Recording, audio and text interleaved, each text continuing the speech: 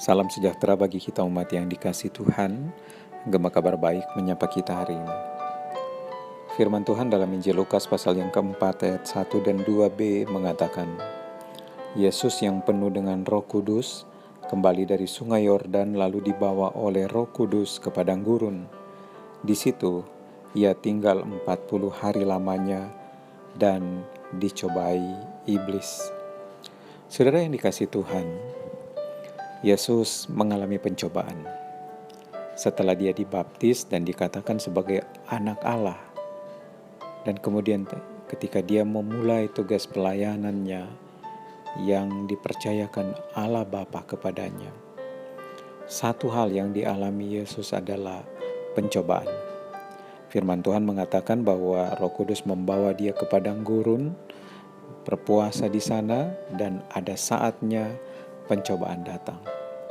Saudara, apa maksud dari bagian firman Tuhan ini? Setidaknya ini mau menunjukkan satu hal yang penting. Sebagai anak Allah, sebagai pekerja Tuhan, kita tidak pernah luput dari yang namanya pencobaan. Tidak pernah lepas dari yang namanya tantangan. Sebagai anak Tuhan, Yesus mengalami pencobaan.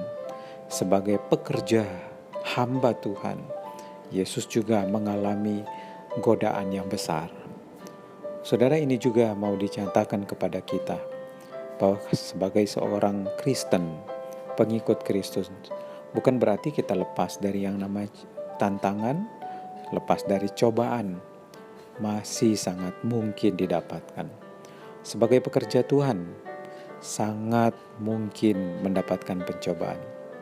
Namun bagaimana supaya bisa bertahan, supaya kita mampu mempertahankan identitas kita sebagai anak Allah, dan bahkan supaya kita eksis mengerjakan tugas pelayanan yang dipercayakan kepada kita. Saudara, Yesus pun menunjukkan hal ini, bagaimana dia menghadapi dan menjalani kehidupan ketika mendapatkan tantangan.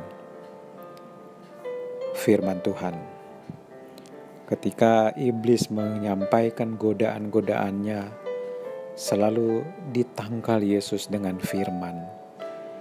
Dan firman menjadi kekuatan untuk melawan godaan-godaan dari si iblis. Saudara, itu juga yang Allah mau sampaikan kepada kita melalui firman-Nya.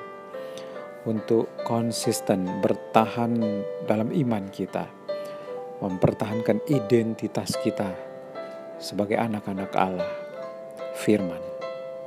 Demikian juga ketika kita mengerjakan tugas pelayanan, kekuatan kita menghadapi setiap tantangan yang ada adalah firman. Makanya jangan pernah sedikit pun kita mengabaikan kebenaran-kebenaran firman.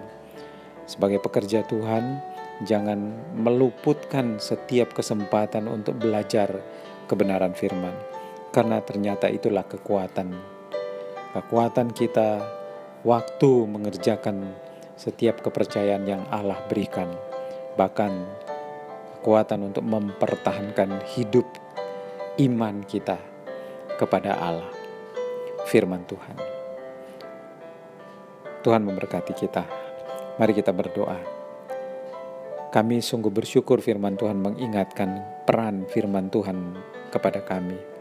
Kami juga bersyukur Tuhan masih terus memberikan bimbingan pada kami.